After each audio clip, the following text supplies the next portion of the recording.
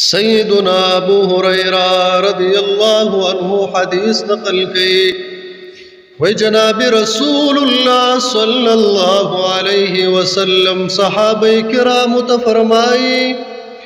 اے صحابہ کرام لو ان نہرا بباب احدکم یغتسل فیہ کل یوم خمسا اے صحابہ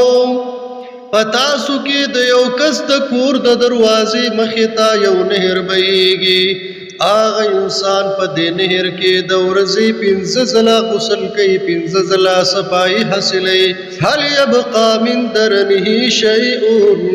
اے صحابو جواب راکوي په دغه انسان په بدن باندې به څه قسمه پلیتي نجاست پاتې وي خیرې به په بدن باندې وي که نه به وي صحابہ کرام عرض کئی لا یبقى من درنه شیء د په بدن باندې باعث خیره پات نه زکا چې د 15 ځله په دغه نهر کې خپل بدن صفائی کوي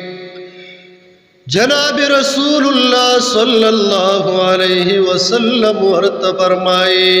ذالک مثل الصلوات الخمس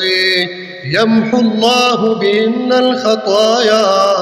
دغه مثال د هغه انسان دی چې ورځ کې 15 وخت مونځ کوي جناب رسول الله مبارک فرمایي کوم یو انسان چې 15 وخت مونځ کوي رب کریم بد د یو ګناه هم پرې نه دي ټول ګناهونه به وبخي